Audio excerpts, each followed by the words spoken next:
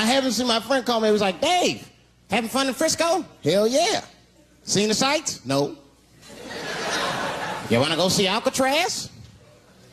What kind of nigga in his right mind wants to visit a prison for recreation? I got friends in jail I don't visit. I don't deal with jails. Don't deal with jails, and I don't deal with police. My house got robbed in New York. I didn't even call the police. I wanted to, but I couldn't. My crib is too nice. It's not that it's too nice, but it's too nice for me. You know how the police are in New York. Soon as I open the door, they'll be like, oh, he's still here. Open and shut case, Johnson. Apparently, this black guy broke in and hung up pictures of his family everywhere. Never seen anything like it. Don't deal with them, man. I had to bail a friend of mine out of jail one time. You know, that was horrible. I was scared. I had to walk right into the belly of the beast. I tried to look as non-threatening as possible. Hi. I'm here to bail out my buddy. Oh, okay. Well, while you're here, you do fit a description. You'll walk this way, we can process you. How they always get us. It's fitting those damn descriptions. Now, I could be bitter and blame all the police, but no. I'll tell you who I blame. It's those sketch artists. They keep drawing the same brother over and over again. Who is this generic man we all look like? I want to know what they say when it's us. You know what I mean? They'd be in that room like, did you get a look? Did you see the guy that tried to rob you? Yes. Yes, I did. He's about 6 feet tall, I'd say. 6 feet tall? Yes. He had his hat on backwards, too. Good. That's good stuff. Hat was on backwards. Yes. He was black? Okay. Big lips, big nose, hanging out. Say no more, sir. I'll draw him from memory. You know, let me get my stencil. I think we can trace this guy and save some time.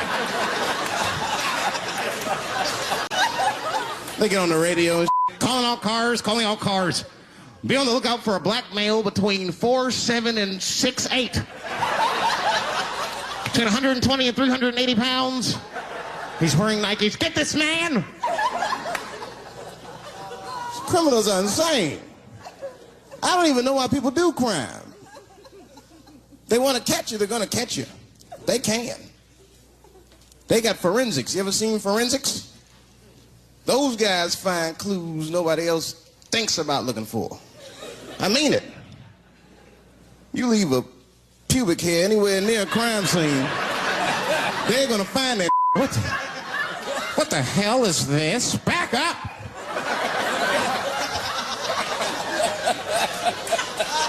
We got a match. Then they look at the pubis and tell all kinds of information. Looks like there was a struggle. Time of death 307. It's amazing. I saw him get a dude one time on court TV. It was embarrassing. It was a sexual assault case. I knew the defendant was lying. I could feel it. He defended himself too hard. He did. His answers had nothing to do with the questions. They're completely irrelevant. They asked him easy questions. Were you anywhere near the crime scene on the night of the incident? Mother, I told you I worked at Burger King. He was like,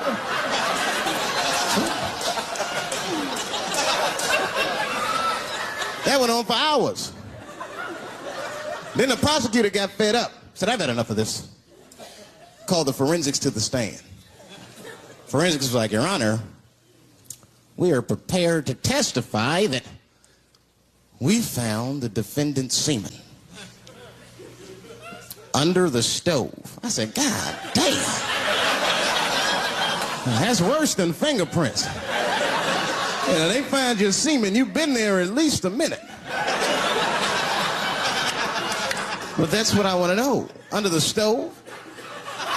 You find semen like that? Or do you look for it? Like, do they walk onto a crime scene like, this place is a mess? Check it for semen. Or do they just like walk in and slip? Oh my God. What the hell was that? Semen. They find it on every crime scene. It's like, what are burglars doing?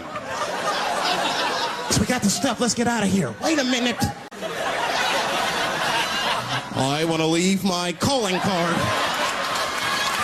The semen bandit has struck again.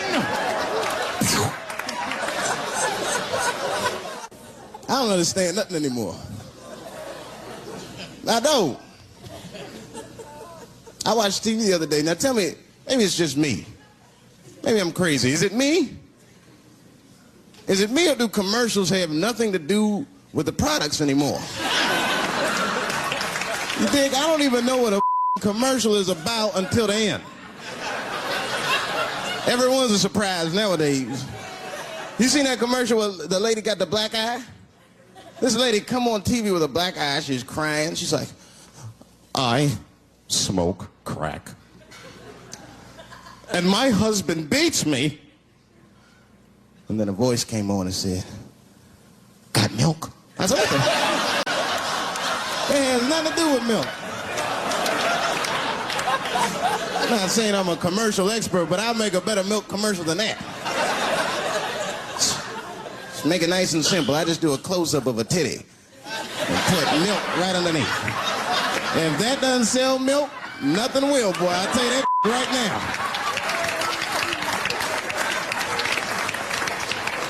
It's 1997. Titties are industry in 1997. They are. I know they are. I'm a customer. I went to a titty bar last week at 3 o'clock in the afternoon. Now that's bad. That is bad. Because it wasn't like I was out. Said, let me swing by the titty bar. No. No, I left my house specifically to see some tits. Can't judge me, there's breast in there. It's just what men do. If a guy runs up to you on the street, it's like, hey, hey, don't go in that building. There are naked girls showing their breast. Be like a white dude in a horror movie. I better investigate.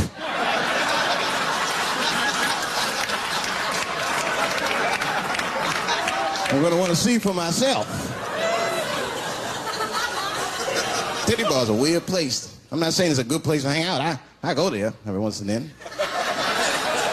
But it's a weird place. They got weird morality. One time I walked in titty bars, all these guys coming in, right? Out of all these dudes, the bouncer picked me out the crowd, started yelling at me. Hey, hey, hey, buddy. Sir, Sir! do you want to take your hat off? Huh? It's disrespectful to the ladies. Yeah, I can shove a 20 up her ass, but I better not have a hat on when I do it. Oh, sorry about that, buddy. Here you go, Bubbles. Forgive me for the hat thing.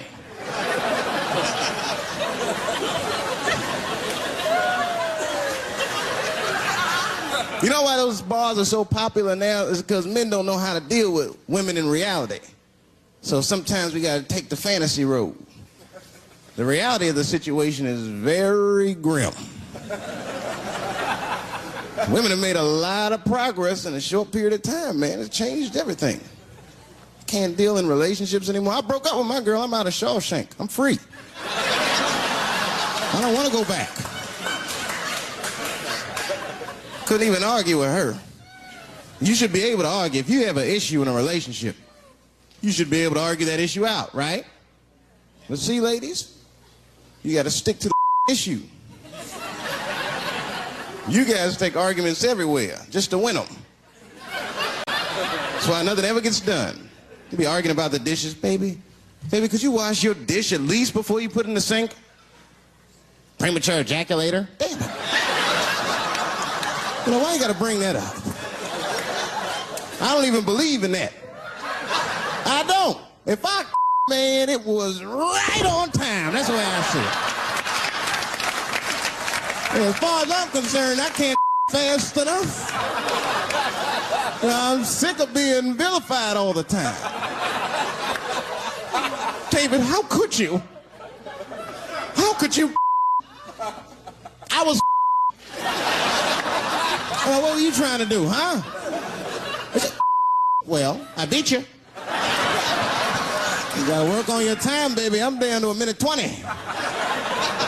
Get mad at me because I have different goals and sex. I'm a speed. Trying to hit my best time. It's like the Olympics. And now for the dismount.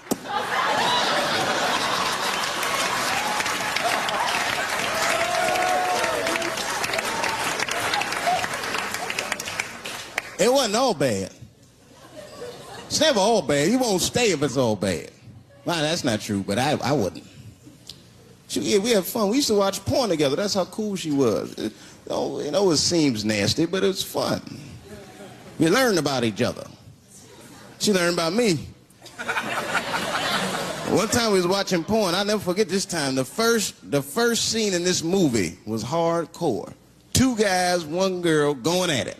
I fast-forwarded right through that. It was too much for my senses.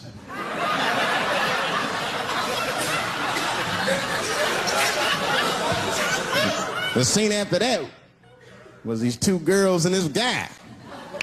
And you know, I stopped for a minute. I had to see what this was all about. And she noticed. She said, what is that? Now, why does that disgust you? 2 men and 1 woman. The men aren't touching each other, but the women are. The 2 women, those men touch each other. The 2 men don't touch each other. Why is that nasty to men? And I'll tell you why. Now, ladies, you can call me crazy, but I think every straight man has a rule. That would be the 1 penis per fantasy rule. My is the star of my fantasy.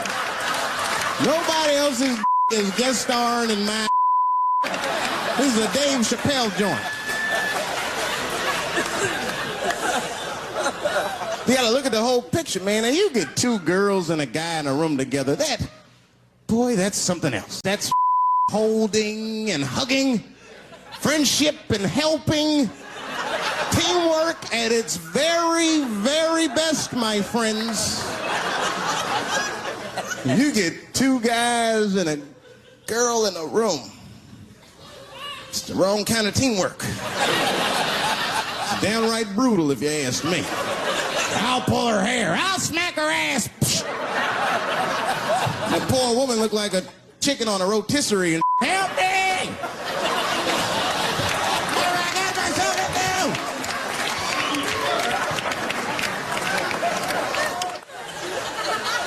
My life. It's too much there to stress you out. This whole world's just drug-infested. Hate-infested, drug-infested world. Hate drugs. I heard the worst drug story. You know what my friend told me? You know what he's dealing with? His landlord is hooked on crack. That's terrible. That's pressure. If your landlord's hooked on crack, that means you've got to have the rent. You come around all the time. You got the rent. It's not even due yet. It's the 10th. Come on, I need it. Let me just get $20 of it now, and then just give me the rest of the other month. Every couple hours. Hey, look, I'm going to need some more of the rent. This building's falling apart. Things came up. Comes home early from a party. Landlord's in the crib going through his. What are you doing in my house? Ah! Where's the sink? I came to fix it. It's in the kitchen. I thought it was in the drawer. I'll fix it tomorrow when I come for the rent.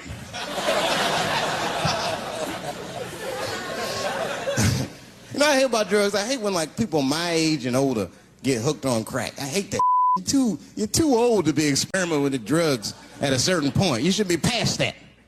You ain't doing it by a certain point. You just miss it. Drugs are really for old people anyway. You 75, you've earned the right. If I was 75, I'd do coke, heroin, everything. I wouldn't give a I'd be walking down the street, they'd be like, boy, that old man is tripping.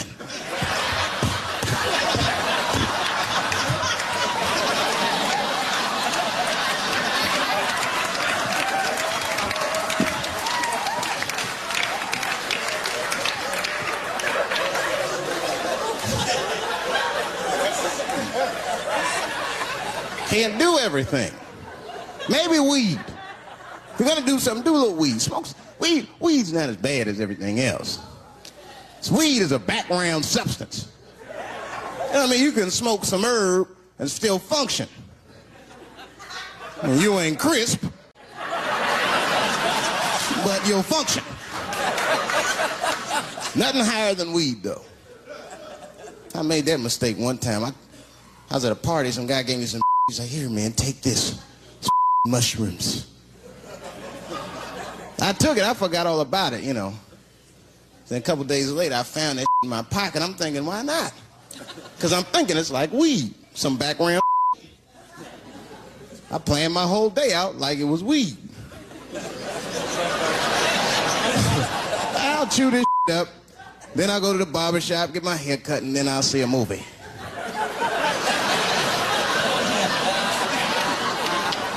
I chewed it up. So far, so good. Then I was in a barber shop like an hour later. And it's funny because I was just thinking to myself, I was like, ooh, this stuff sucks. Tastes like athlete's foot.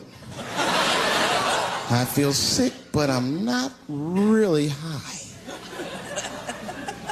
Then I looked in the mirror. I saw the barber's reflection, man. It looked like a big penis was cutting my hair. I freaked out. I started talking to myself, Dave, calm down. You're on drugs. This is what drugs do. Okay, you know that there is no way that a penis can cut hair. But I started freaking out, man. I just couldn't take it anymore. I jumped out the chair. Half my hair was cut. I didn't care. I didn't. I just gave a barber a handful of money.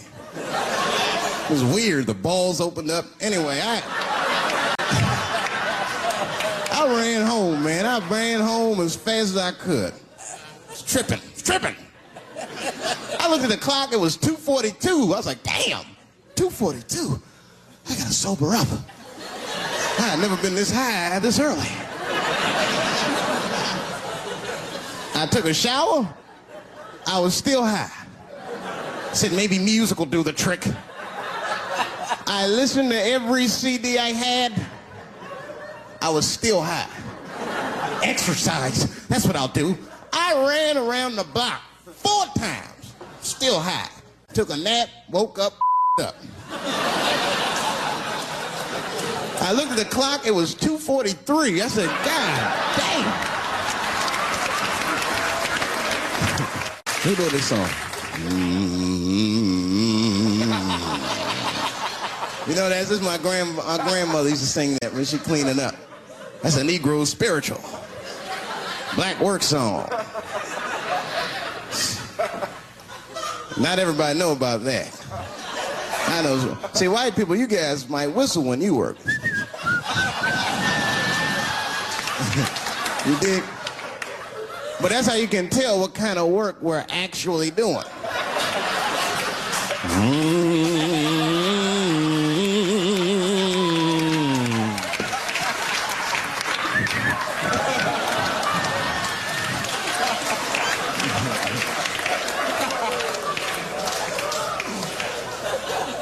I study that kind of I do. Anything that has to do with race. I read a little here, see a little there. And I travel. That's always good. Traveling has made me a racism connoisseur, if you will. You know, it's different from region to region. Anyone ever been down south? So you guys know what I'm talking about. And the racism down there is just, it's perfect. Stewed to a perfection. It's comfortable, it's out in the open. There are no secrets in Mississippi. Not up here. You hit the big cities, man, it's different. It's always a secret. And we should do like them. We should keep our out in the open, then a little. I mean, with limits. You don't want to say whatever comes to your mind. That might be a little much. White dude be walking down the street minding his business, and the brother walk up to him, hello, you white oppressor, you slave master rapist of Africa. Why, hello, my big lip spear chucking friend. Touche, hunky. So, Whitey, what did you do today, huh? Oppress a new land and make the people there Christians against their will?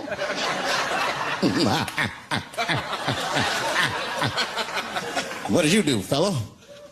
Burn those big black lips on a crack pipe as you missed your job interview?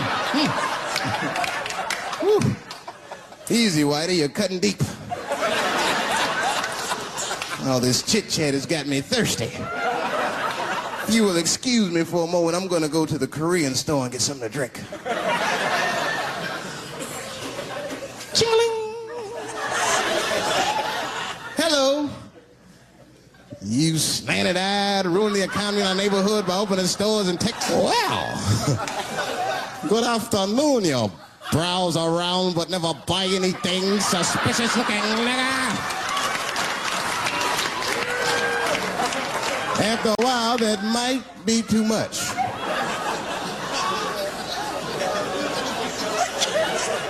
But you can't help it. If you're an American, you're a racist. We brought up from the beginning to think in generalizations. We never look at the individual. We rarely look at the individual. I'm a racist. I know I'm a racist. You know how I know? The other day, I caught myself being racist against myself. There's so much going on, I got mixed up. Forgot whose team I was on.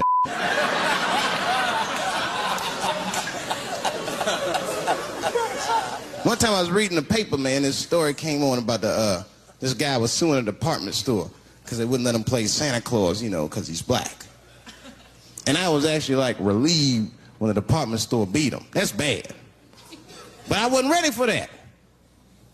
I wasn't ready for the idea of a black Santa Claus, man. That would suck.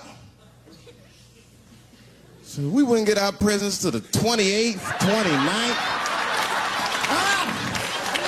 Sorry I'm late, kids. Santa got caught up with some in Vegas. I had to sell some toys to get back, shit. Where them cookies at?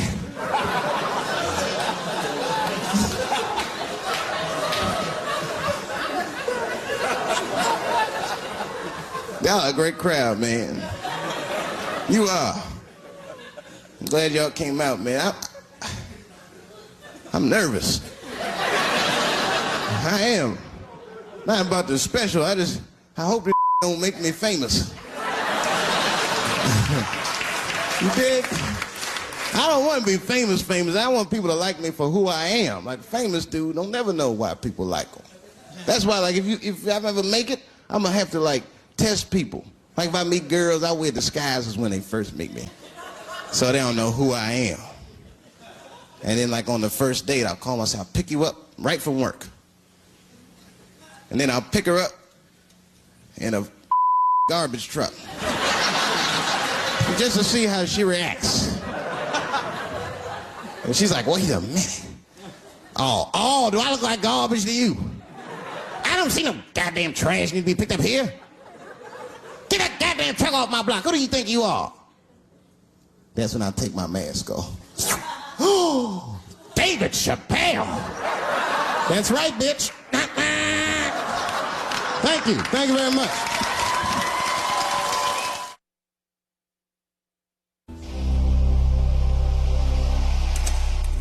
Dave Chappelle. That's right, bitch. Doing what he does best. Your landlord's hooked on crack. That means you gotta have the rent. I got the rent.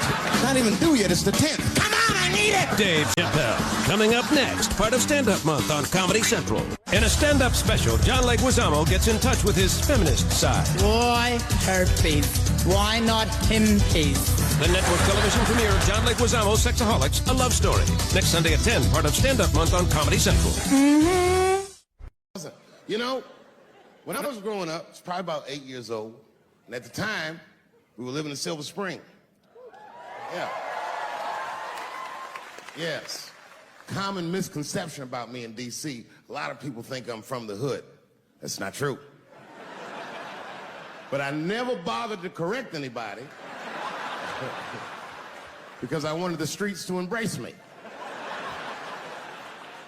As a matter of fact, I kept it up as a ruse. Like sometimes I'll hang out with rappers like Nas and them, and these motherfuckers will start talking about the projects. Yo, it was wild in the PJs, yo. And I'll be like, word, nigga, word. But I don't know. I have no idea. My parents did just well enough so that I could grow up poor around white people.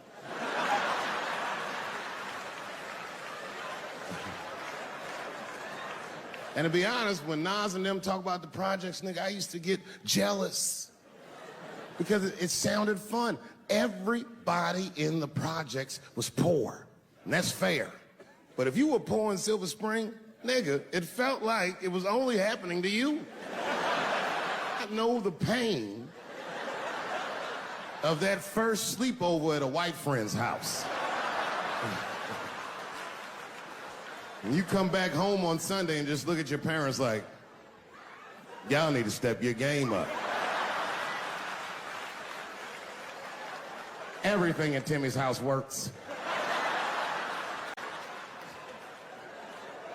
Remember the first time you saw that? In a cold winter, and you'd be at a white friend's house and see the motherfuckers in their living room without their coats on?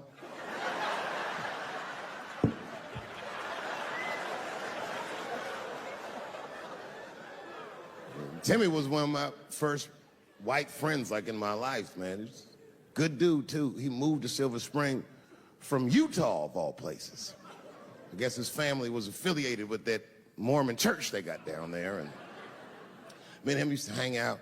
And one day I was at his house. We were just hanging out. And Timmy says, Dave, why don't you stay for dinner tonight? I said, oh, man, I'd love to, but I can't.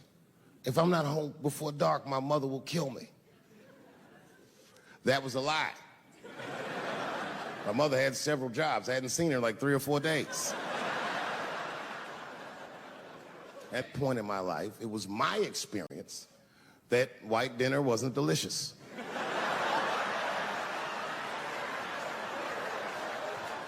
I'd rather go home and fry some bologna or some shit like that.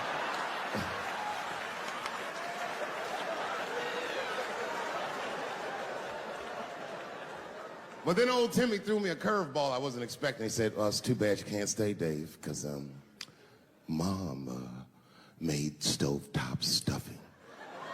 I said, what the fuck, stovetop? Well, hold on, nigga. Let me make some phone calls real quick. I had seen that commercial so many times, I had dreamt of getting my hands on some of that stovetop stuffing. And finally, I met a motherfucker that actually had a box of stovetop in the house. I couldn't miss this opportunity, so I pretended to call my mother. And then I came back and I said, Timmy, you're not gonna believe this great news. Mom said I can stay. And he said, fantastic. He said, why don't you come with me and we'll help set the table and then we can say the blessing. I had no interest in setting this motherfucker's table or saying these crazy ass Mormon prayers. I just wanted that goddamn stuffing. My hands first. My plan was simple. Wash my hands slowly, and by the time I'm done, the table will be set, the blessing will be said, and all that there will be left to do is eat.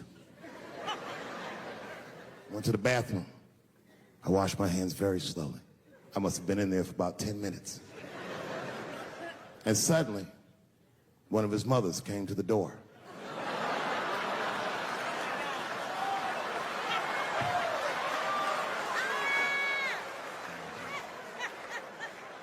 She was like, hi, David, right? I said, yes, ma'am. She said, Timmy tells me that you're planning on staying for dinner. I said, I hope that's not a problem, ma'am. She says, no, it's no problem. In fact, we'd love to have you. It's just that we weren't expecting company. And I'm afraid there's not enough stovetop stuffing for everybody. So I kicked her in the pussy. Bam! Ladies and gentlemen, I told you I'm dope, nigga. I told you what I was gonna say and you still didn't see it coming. And that's why I make the big bucks.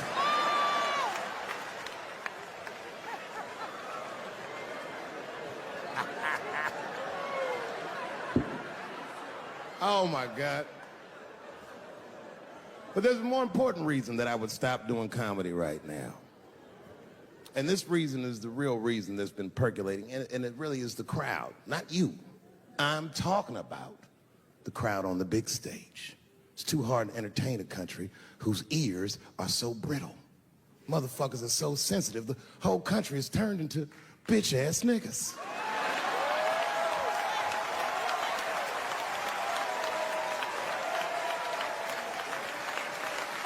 Everything you say upsets somebody. You know, I can remember when it all started. It was when I was doing Chappelle Show. When I was doing Chappelle Show, I used to do the show, and then on the weekends I do like concerts and shit like that. So I'm doing a concert, and there was a couple in the front row, beautiful couple. The wife was obviously Asian. You could see it in her face.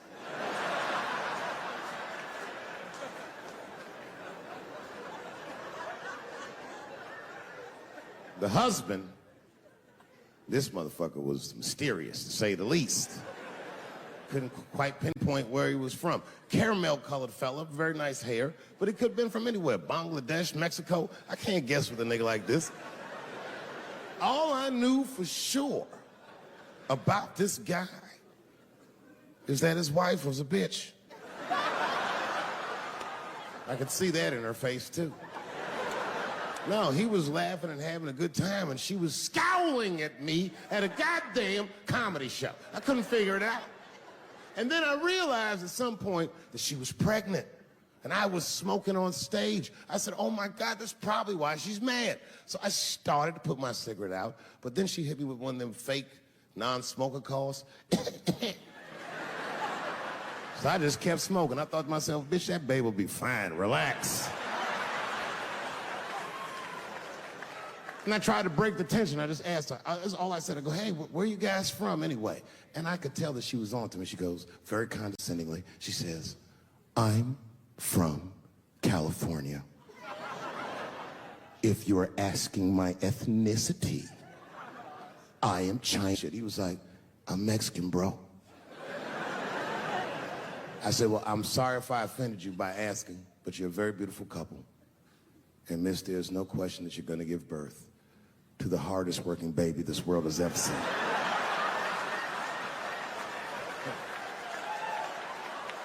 That's not a bad joke. She got very upset. She got up to leave immediately, but she didn't just leave. She had to take one last dig at me on the way out. I will never buy one of your fucking DVDs again, Dave Chappelle. I said, ma'am, with all due respect, Chinese people don't buy DVDs.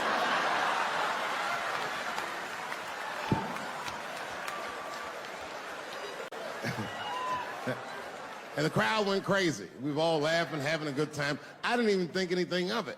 And then just 3 days later, this lady sends a fucking letter to my promoter telling him not to book me for shows anymore because I was, quote, racist, and I'm quoting her, insensitive to the nature of my interracial marriage. I was like, word, bitch, I was.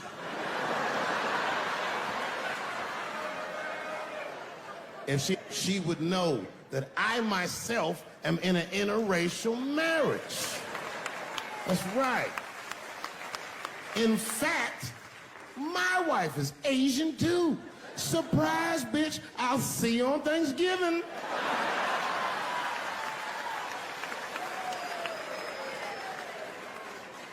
But my wife's not Chinese.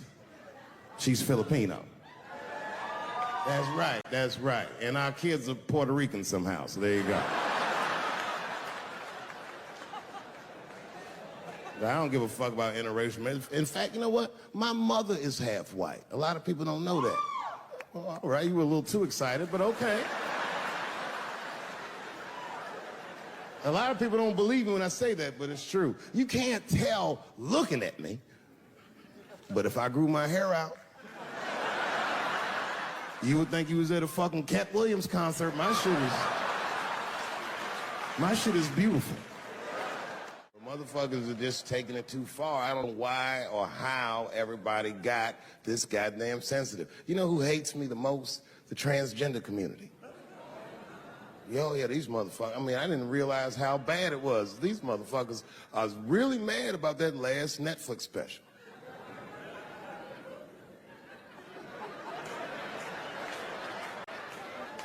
It's tough, man. I don't know what to do about it because I like them. I always have. Never had a problem with them. You know, just fucking around. As a matter of fact, I think I make fun of everybody. And, I mean, as a group of people, they have to admit, it's kind of fucking hilarious, man. I'm sorry, bro. It's like, I've never seen somebody in such a hilarious predicament not have a sense of humor about it. They're born feeling like there's something other than they're born as, and that's kind of funny, you know? I mean, it's funny if it's not happening to you. It's like that white black bitch that's in the news all the time. Rachel Dolezal. She's a white woman, but then she dressed up like a nigga and shot her way up to the very top of blackness. And I always wanted to meet her just so I could understand. I just wanted to, like, have dinner with her so I could just look at her. The fuck is that bitch talking about? I identify black. That is trans talk, ladies. Stop biting. Stop biting.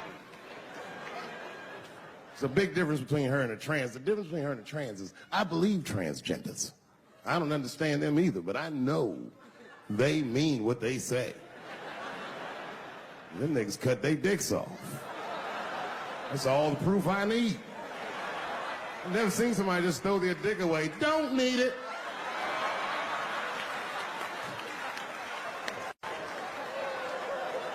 I don't understand, but I believe you and I support your decision, motherfucker. But how far is Rachel willing to go? What is Rachel willing to do so that we blacks can believe that she believes she's actually one of us? Bitch, are you willing to put a lien on your house? Invest in a mixtape that probably won't work out?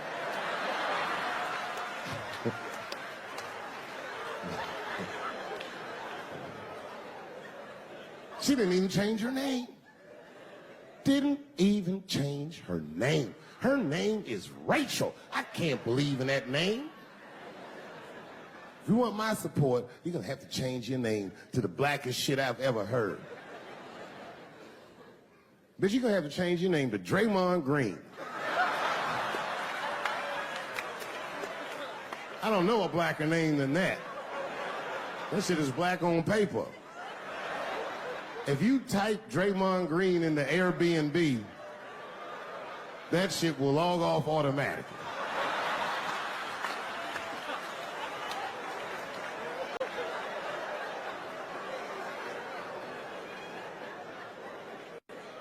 People get mad, bro. People get mad about everything I say. I was doing a show. I was in Portland, Oregon. And I was checked in a hotel under the name Charles Edward Cheese.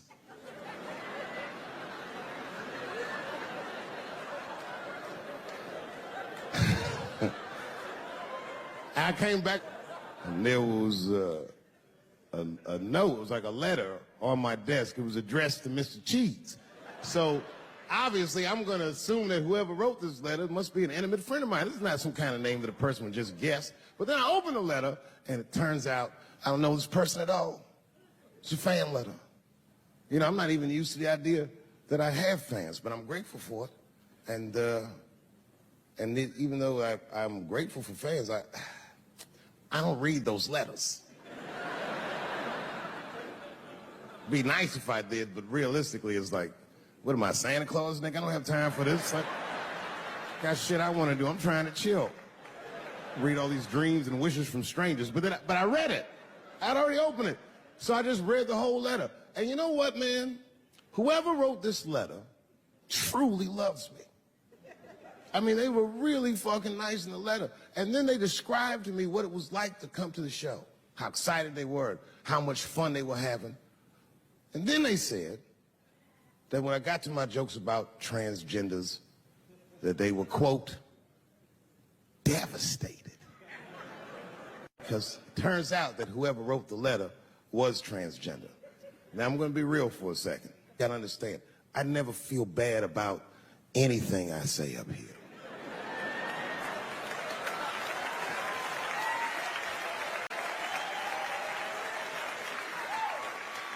And I would never admit this to you if I hadn't locked your phones up.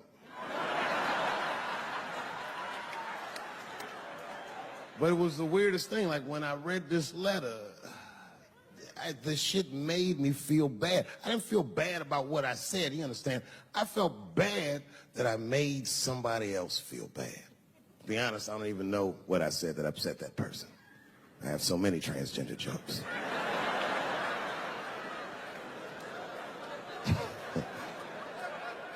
But I feel like it was probably this joke I'm about to tell you right now. And it's not even that bad of a joke. It's a true joke. I mean, it's not true, but I had read in the paper that Caitlyn Jenner was contemplating posing nude in an upcoming issue of Sports Illustrated. And I know it's not politically correct to say these things, so I just figured, fuck it, I'll say it for everybody else. Yuck. Oh, sometimes I just want to read some stats. I don't know why you're going to cram some man pussy in the middle of the sports page like this. I just didn't think that was the place for it. But I wasn't saying anything like Caitlyn Jenner's a bad person. I'm not mad at her for doing it. I'm not even mad at Sports Illustrated. If I'm mad at somebody, I'm probably just mad at myself. You understand? 'Cause deep down, I know that I am not strong enough to not look at those pictures.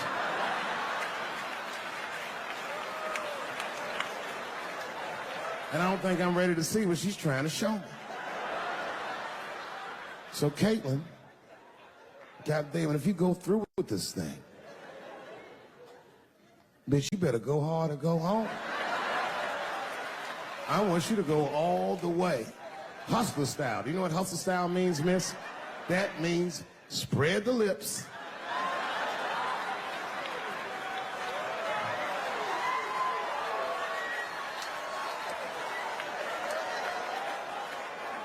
I hope she spreads her lips and there's an itty bitty dick inside. Ah!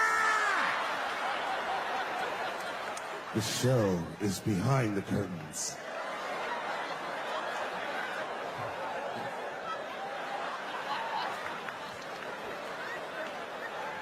I don't know what I said that upset that person. But I'm going to tell you something. When I read that letter, and the moments after I read it, I did something that many black men in America do not have the time or the money to do. I thought about how I felt.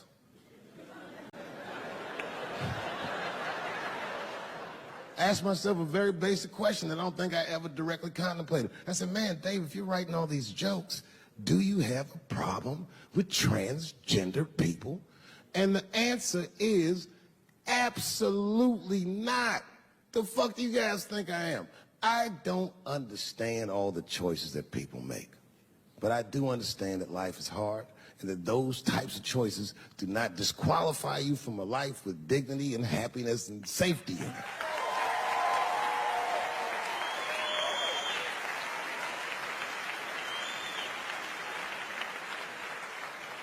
But if I'm honest,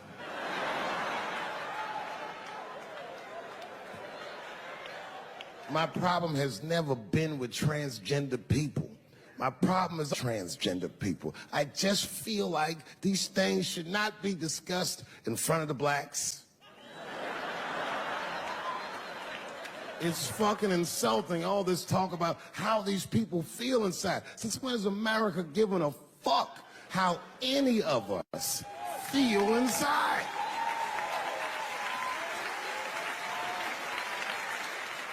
And I cannot shake this awful suspicion that the only reason everybody is talking about transgenders is because white men want to do it. That's right. I just said that. If it was just women that felt that way, or black dudes and Mexican dudes being like, hey, y'all, we feel like girls inside, they'd be like, shut up, nigger. No one asked you how you felt. Come on, everybody, we have strawberries to pick. It reeks of white privilege. You never asked yourself why it was easier for Bruce Jenner to change his gender than it was for Cassius Clay to change his fucking name?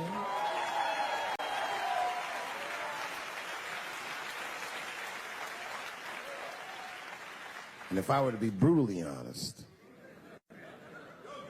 the only reason I ever been mad at the transgender community is because I was at these niggas for 6 songs straight. I had no idea. And then the lights came up and I saw them knuckles. I said, oh no! And everybody was laughing at me. Hi, world star. I said, why didn't you say anything? And then I heard that sultry voice. I didn't say anything, Dave Chappelle, because I was having a wonderful time. And I wasn't sure how you'd feel about it. I said, you knew how I'd feel. And she said, I'm going home. I don't want any trouble from you. I said, home? It's only 2 songs left. I mean, we might as well finish tonight. And we ended up having breakfast together. I'll grow up. That doesn't make me gay. I just titty fucked her. His titties are as real as any titties in L.A. It's 2 o'clock in the morning. I was just borrowing a little friction from a stranger. Whoops!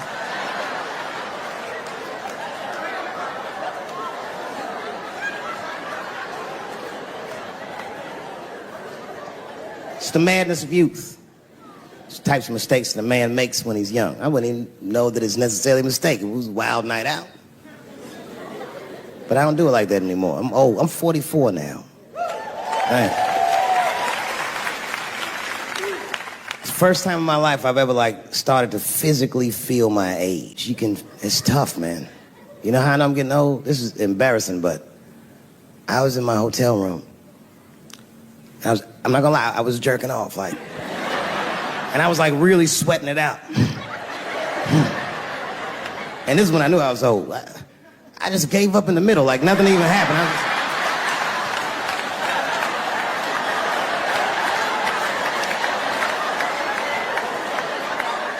I don't like looking at my dick anymore.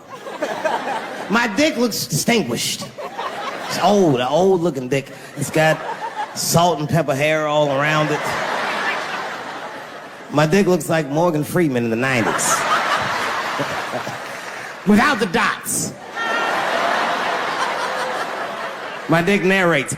Dave pulled me out and started jerking me around and jerking me around. But not with the same vigor as when he was young. He and I both knew nothing was coming out.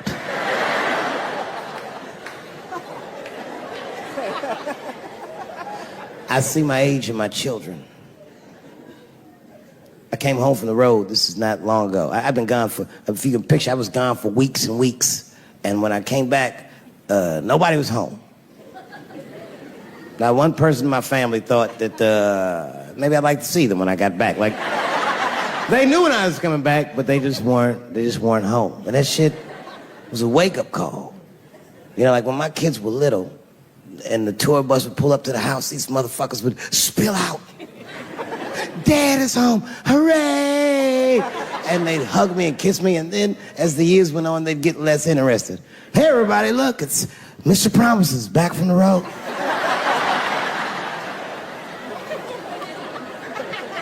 But empty house, that's some cold shit. And I went into my oldest son's room. I was like, hello, hello. He was gone. And I'd never done this to him before, but for some reason I just did it. I just looked through his shit. Just to see who this motherfucker was becoming. And I found these notebooks and I started going through the notebooks and there was all this wonderful poetry in them. Written as his handwriting. I didn't even know this nigga wrote poems. And then I looked through his drawers and I opened up his middle drawer and I found his rolling paper. And I looked down at them papers like, oh, that's where that poetry's coming from.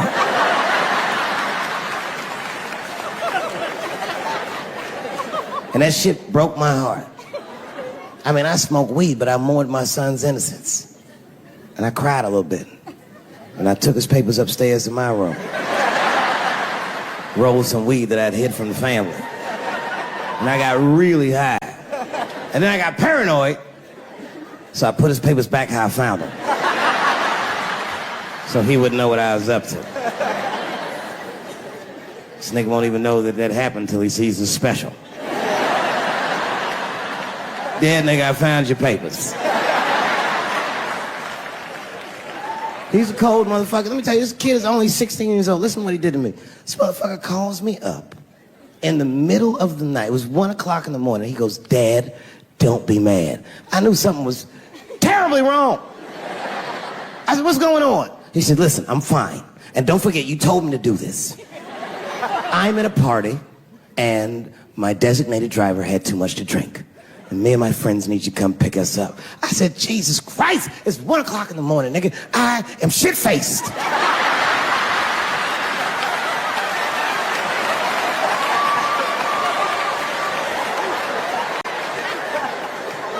But I figured, fuck, it's better me than some kid. I might as well roll the dice and go pick my nigga up. I said, all right, I'm coming to get you. Just give me the address and I'll be right there. And then he gave me the address and I was shocked. I said, son, you are not gonna believe this, but I'm at the same party, nigga.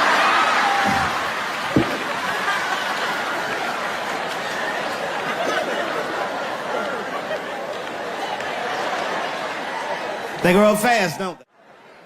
Can I ask you a weird question? I want to make you feel uncomfortable. You don't have to answer it, and if it doesn't go well, we'll just edit it out anyway. Is it weird to be the only white people in a row?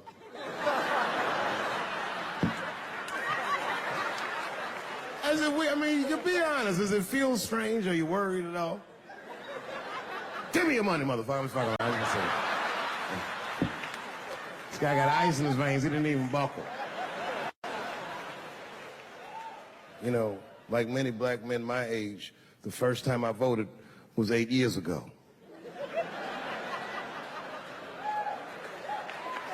Right. I saw Obama on TV and said, oh, I'm voting for this nigga. I remember the day I voted for Obama. I voted in Ohio, and my vote matters in Ohio. Ohio is a battleground state. But when I pulled up to the polls, all the soldiers were in line. There were so many black people in that goddamn line. I didn't even know it was a polls. I thought it was a check cashing place.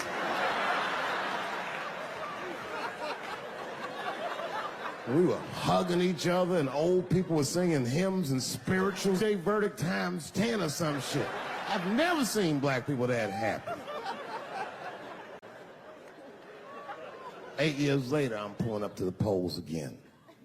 This time, I'm driving a brand new Porsche because the Obama years were very good to me.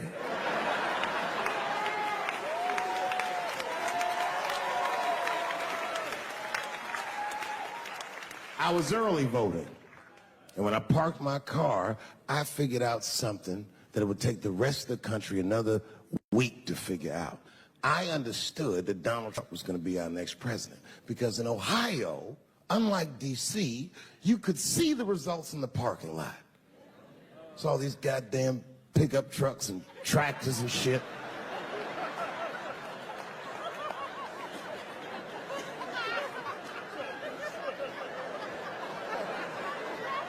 And then I walked up and I saw a long long line of dusty white people.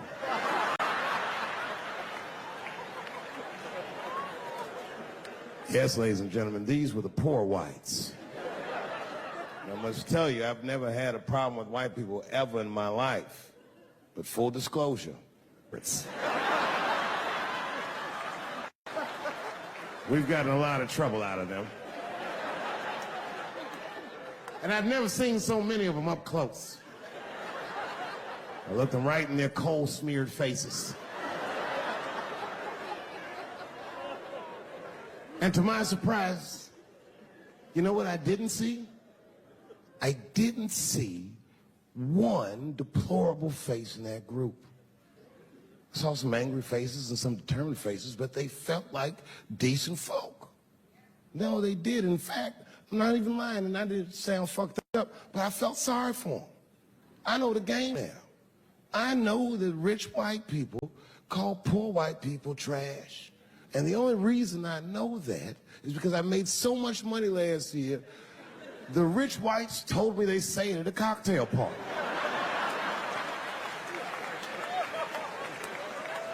And I'm not with that shit. And I stood with them in line like all of us Americans are required to do in a democracy. Nobody skips the line to vote. And I listened to them. I listened to them say naive, poor white people things. Man, Donald Trump's gonna go to Washington and he's gonna stand there thinking to my mind, you dumb motherfucker.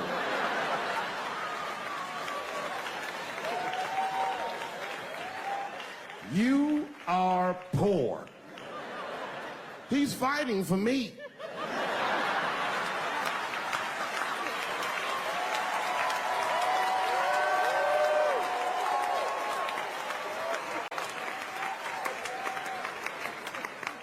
And they all looked at me. They could tell who I was voting for just as easily as I could tell who they were voting for. But do you guys know what we all had in common? Not one of us, not a single one of us, looked like we felt good about what we had to do in that booth. We were just doing our goddamn duty. Yes, I voted for Hillary Clinton. Of course I did. I voted for her because I liked what she said vastly better than I liked what he said. But to be honest with you, at that point, that shit was like watching Darth Vader do the I Have a Dream speech.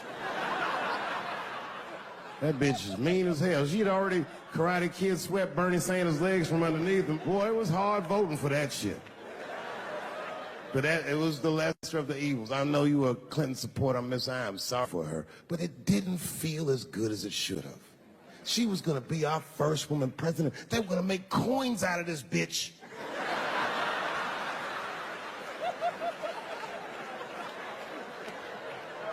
And somehow she just missed the dunk. Of course she should have beat him. Of course she should have beat him. You know what voting for her felt like?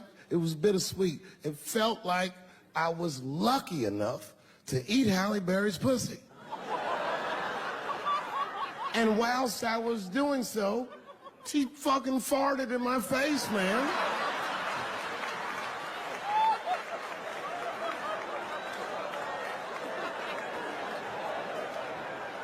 Now you understand, I'd still do it. But boy, I wish she didn't fart in this great nation's face. I voted that day, and then that same day I flew to New York City. I had work. That night I was in a comedy club in New York, and I said to an audience almost exactly what I just said to you. And I didn't know that there was a journalist in the room. And this journalist wrote an article. The headline of the article said, Dave Chappelle is an avid. Yeah, I had no idea the paper said that. And you know how I found out? My wife called me from Ohio the next morning in a goddamn panic. David, what the fuck is going on in New York? I said, I'm being good, but what have you heard?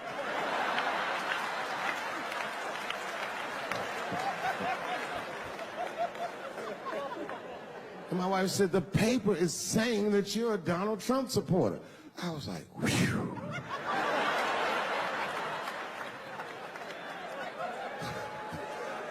I said, don't worry about that shit, baby. Nobody in their right mind would believe that. And she said, no, David, people believe it. And then she started reading the comments to me. Oh, they were terrible. All these black people call me all kinds of Uncle Toms and shit. I should tell you, buddy, this is a very serious allegation from one black to another. I was incensed. Uncle Tom? How am I Uncle Tom, nigga? You the one that reads the Observer? Anyway, all this shit goes down around, and now Trump is the president, and I'm hosting Saturday Night Live.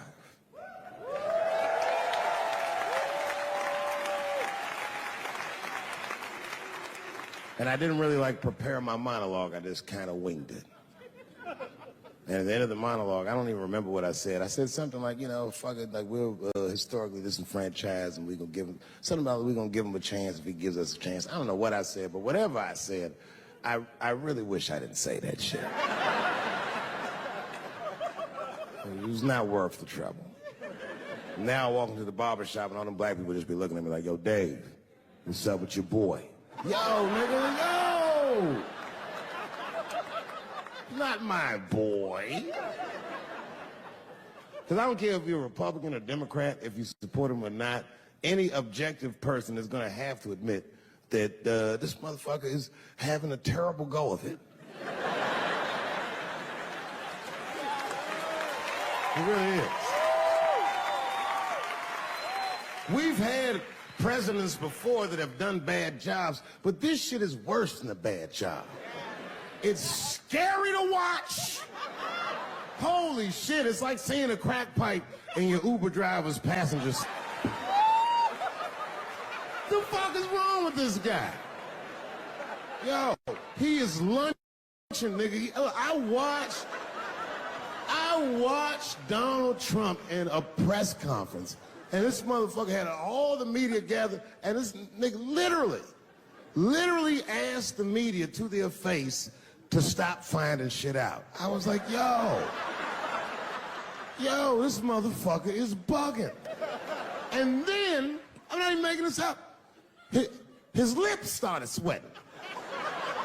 His lips. Have you ever seen a motherfucker's lips sweat? What the fuck is wrong with this nigga's lips? It's like if you're on a plane, right? You ever been on a plane? I get scared to fly. I do it all the time. I be scared on there. And sometimes the plane will hit turbulence. And then I get nervous. But I always look at the flight attendant, and she looks calm, and it makes me feel calm. But if that bitch's lips were sweating, it's terrifying. Like, yo, nigga, why are your lips sweating? What do you know? And then, I'm not even making this shit up. This motherfucker grabbed the podium, he goes, you don't know how scary the things I read in my briefings are. What's that, bro? That's bad leadership. Even as a parent, you think I'm gonna sit my kids down? Hey, little man, come here real quick. I just wanna holler at you for a second. Yo, I'm 3 months behind on the rent, nigga, and I am worried. Very worried. Go to school and have a productive day, nigga. I was just thinking out loud, getting some shit off my chest. I was like, what the fuck are you doing, bro? This is bad, man. Jesus Christ. All this motherfucker's ideas sound like high people ideas. Like, he doesn't think these things through before he tells us. He just tells us what he's thinking as soon as it occurs to him. This shit sounds nuts. I'm gonna go to China, and I'm gonna get those jobs from China and bring them back here to America. For what, nigga? So iPhones can be $9,000? Leave that job in China where it belongs. None of us want to work that hard. What the fuck is he thinking? Because I don't want to make them shits. What the fuck are you doing? Stop trying to give us Chinese jobs. I am going to bring back coal. Coal? I'm not even exaggerating. I have never in my life even seen a fucking lump of coal. I honestly don't even know what coal is for. If you're gonna have motherfuckers digging around in the dirt looking for shit, find me some truffles, nigga. That's what I'm about. And these truffle prices are getting out of control. If it gets any worse, I'm gonna be back down to regular butter like everybody else. Terrible, terrible job. This motherfucker hit North Korea with rap battle threats. Fire and fury, like, yo! Yo, what are you doing?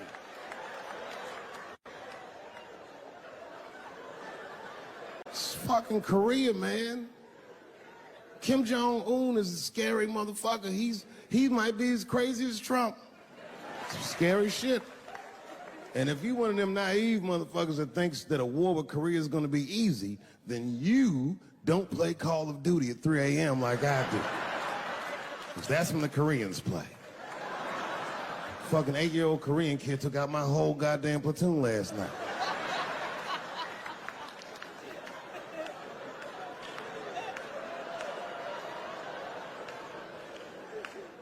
I've never seen somebody in an office so high with the most just basic fucking solutions. Like, you know, we should not let any more Muslims in the country till we can figure out what's going on. Did he just say, figure out what's going on? Who doesn't know how to do basic math? Let's count it out, okay? There's been 17 mass shootings in the United States. 4 of them were done by Muslims. None of those 4 Muslims were from any of the 7 countries in your stupid ass original band.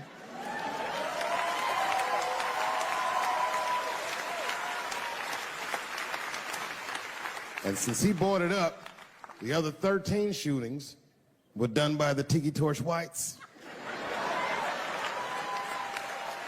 These are facts. And you don't see me trying to ban white people from the show to keep. It's a fucking terrible idea because it's mean and it's racist. And most importantly, it would be catastrophic to my bottom line. If there were no white people here tonight, I might leave this bitch with $1,800. This man needs to realize that we all need each other. And that's why we will never, ever be able to beat China. Because everybody in America is racist, and everybody in China is Chinese. This motherfucker called it all wrong. And don't believe the media either, because as all this shit is happening, the media is trying to make us believe that the extremities amongst us are the norms. We can disagree, that's fine. And most of us are keeping a cool head about this shit. You know what I mean? Americans generally respect one another's beliefs, even if they don't share those beliefs. I know I do. I respect everybody's beliefs, except Amish people. Because they are the only ones that I can say clearly their God is wrong. The speed limit is 75 miles an hour in Ohio, and 1 lane of traffic is buggy. Nigga, your God is ridiculous. All the Amish people around my way know me, too. Not from television, obviously. They know me from the streets. Because when I see them horse and buggies, I'll pull the Porsche over and talk to them. Ezekiel, are you sure that God doesn't want you to have any of this technology or this energy? Huh? Huh? I can't hear you, nigga. Let me turn this air conditioner off. What did you say? And them niggas be like, get away from me, ye. Ye tried to tempt me like the devil. Devil? Nah, bro, I'm trying to put you on to the game, Zeke. It's a big world out here, nigga. I just went 25 miles in 30 minutes. That's a day's journey for you. You don't even know what the weather's gonna be tomorrow, do you? I do. You don't even know that there's a valuable Pokemon right on you. I drive away. Huh? Oh, my vape pen? You want to hit my vape pen? Oh, sorry, nigga. I'm trying not to get herpes. My bad.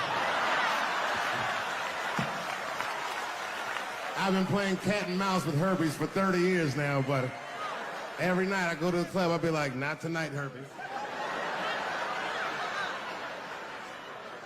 No disrespect. I'm not saying you have herpes. I'm just saying 1 out of 5 people do. So let's just all be careful around this motherfucker and make sure that we leave with the lips we came with.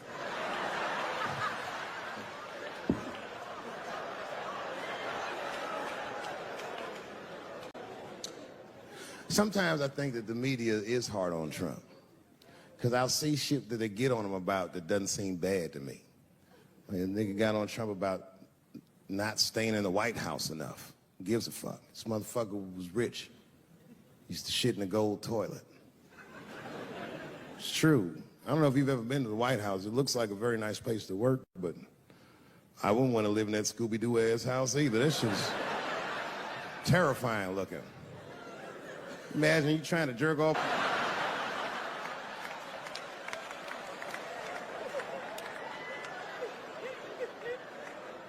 Shit, Bush didn't stay there either. He was rich too. He was like, fuck that, I'm going to my ranch in Texas. Obama was the first motherfucker to move into the White House like, this is a nice place. Look at this rug.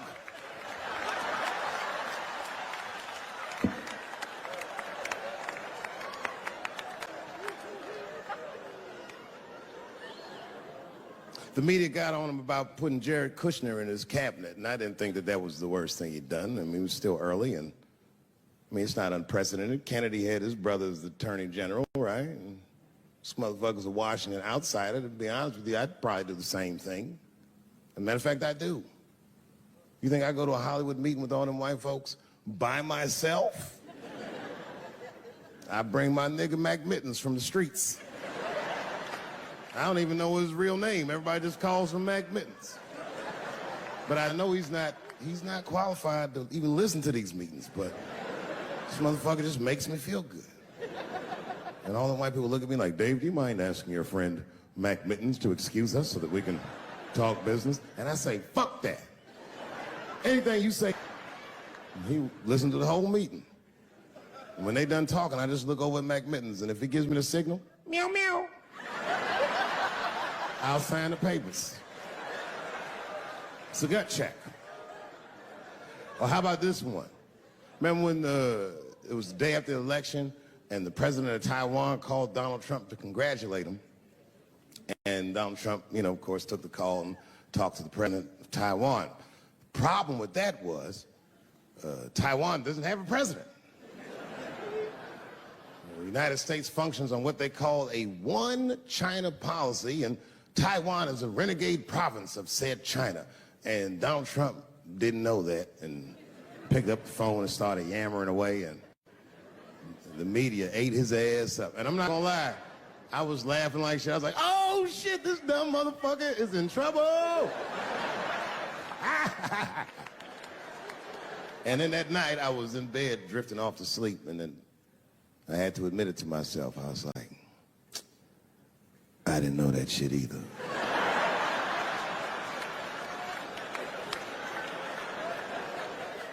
And then I realized the media got the story wrong. The story wasn't that Donald Trump took the call. Nobody told Donald Trump not to take the call. That's terrifying.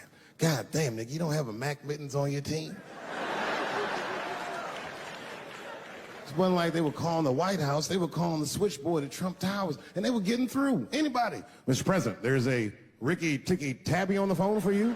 Yes, put him through. Hello, Ricky Ticky. Good to talk to you.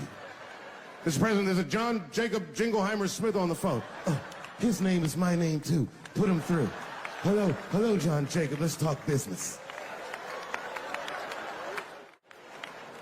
How many people in this room are not originally from the United States? My round of applause. Where are you from, bro? You right there. Iraq. You're from Iraq? Ew. I was fucking around. How long have you been here in the country? 23 years. 23 years? Are you a citizen yet? You are? Congratulations, nigga. Congratulations. Well, welcome to this great land. You know, I'm going to give you a history lesson because I'm sure this wasn't on your entry exam. But every naturalized American has heard something about what I'm about to tell you. A picture is the early 50s in the United States. This 14-year-old boy goes down from Chicago to Mississippi to meet his extended family for the first time. He'd never been to Mississippi. And before he went, his mother said to him, very pointedly, she said, if a white man looks you in your eyes in Mississippi, look away. And I don't know what you know about black people from Chicago, but they're not a scared people. Legend has it, he was in front of a convenience store hanging. A white woman walked out of the store, and he thought she was pretty, and he said, bye, baby. Not realizing that he had just made a fatal mistake. 4 days later, a group of adult white men burst into this family's home and snatched a 14-year-old boy out of bed in front of his family that was powerless to stop them, and he was never seen alive again. His name was Emmett Till. They found his body maybe a few days later. It was in a creek, tied to a wheel so it would sink, horribly beaten and bloated. Hideous.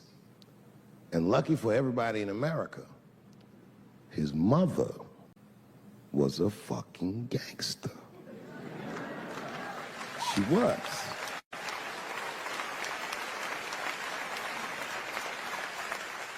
If you can imagine, in the very midst of a mother's worst nightmare, this woman had the foresight to think about everybody. She said, leave my son's casket open. She said, the world needs to see what they did to my baby. And every publication here in the United Times had this boy's horribly bloated body on its cover. And if our civil rights movement was a car, this boy's dead body was premium gas. This was a very definitive moment in American history where every thinking and feeling person was like, ugh, we got to do better than this. And they fought beautifully, and here we all are.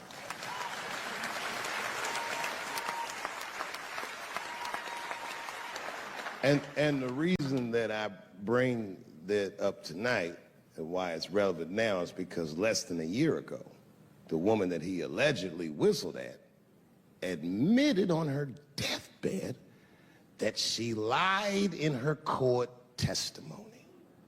And you can imagine when we read that shit, we was like, ooh, you lying ass bitch. Was furious. But that was my initial reaction. And initial reactions that we all learned as we get older are often wrong or more often incomplete. They call this phenomenon standing too close to an elephant. The analogy being that if you stand too close to an elephant, you can't see the elephant. All you see is its penis-like skin.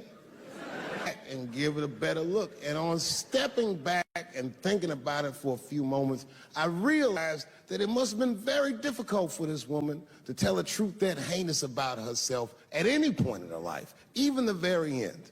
And I was grateful that she had the courage to tell it before she left this world, because it's an important truth and we needed to know. And I said to myself, well, thank you for telling the truth, you lying ass bitch.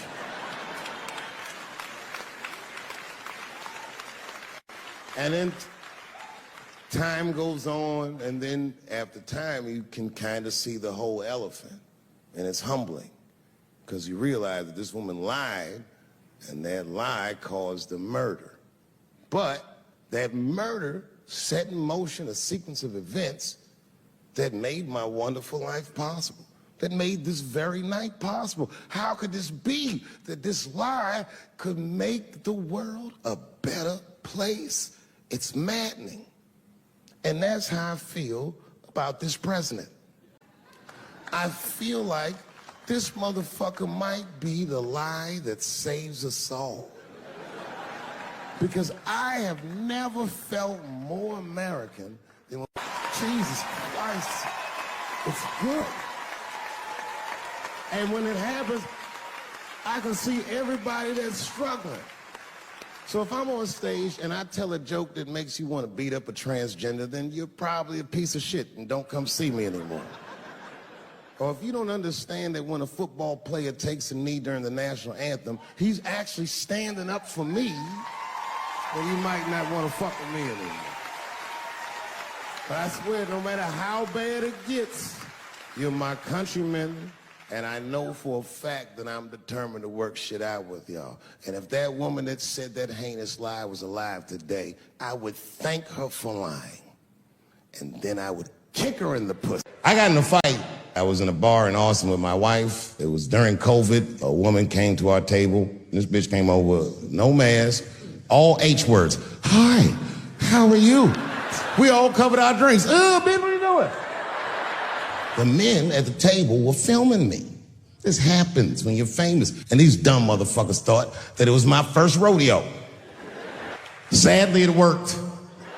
I ran right over there. I said, and I pointed right in the camera. I said, you's a bitch-ass nigga for doing this to me. And the dude was shocked that I said it. He said, oh. And when he did like this, I seen all his fingernails was painted. And I realized, like, uh-oh, this fella's gay. She stood up. He was towering over me. He must have been 6'5", a big, white, corn-fed, Texas homosexual. This nigga was ready to fight. But I stood my ground. I wasn't scared. How could I be scared? This motherfucker's shirt was tied up in a knot like this. Oh, fuck this guy. Let's go, nigga, let's go. I thought we were gonna come to blows. I was ready. And then, right when you think we would fight, guess what he did? He picked up his phone and he called the police. And this thing I'm describing is a major issue that I have with that community. Gay people are minorities until they need to be white again. I'm being very brutally honest so we can solve this problem. I'm telling you right now, a black gay person would have never done that to me. Because a black gay person knows when the police shows up, they're not gonna care who called them. They don't show up like, which one of you is Clifford? We're all Clifford. A lesbian woman that claimed that I beat her up in a nightclub because she was a lesbian. That is fucking crazy. Bitch, I didn't even know you was a woman. Thank God TMZ didn't believe that. Because I did beat the shit out of her, I'm not gonna lie. It was her fault, I had no choice. I came in the club minding my own business and a woman came up to me, she goes, oh my God, Dave Chappelle. I said, hey, miss, how are you? Blah, blah, blah. This lesbian fellow stepped between us. Hey, nigga, that's my girl. I said, yo, my man, back up like that. She said, I ain't backing up off shit, nigga. That's my girl. You're gonna have to give me 3 feet like this. She said, stop calling me a man, motherfucker. I'm a woman. I said, what? And then I looked deep in this nigga's cheekbones. I said, oh my God, you are a woman. I unballed my fist immediately. I even changed the tone of my voice. I said softly, sweetly, like a pimp might say. Bitch, I'm about to slap the shit out of you. Oh, I wish I didn't say that. She dropped that foot back. Boop, she was in a perfect southpaw stance. Her shoulders were angled correctly. Her head movement was good. I said, oh no! This bitch boxes for real. She threw a wild hook at me and I saw it coming from yesterday, so I slipped it like this. I had no choice. I had to go to work. I let that jab go. You should have seen me go, nigga. I tenderized them titties like chicken cutlets. I whooped the toxic masculinity out of that bitch. Little Nas X. I met this nigga at a party. I had no idea who he was. Everybody in the party was another dreamer. Everyone was famous, but when that nigga walked in, he was dressed like C-3PO. He was shining. And for some reason, out of all them dreamers, he walked right up to me.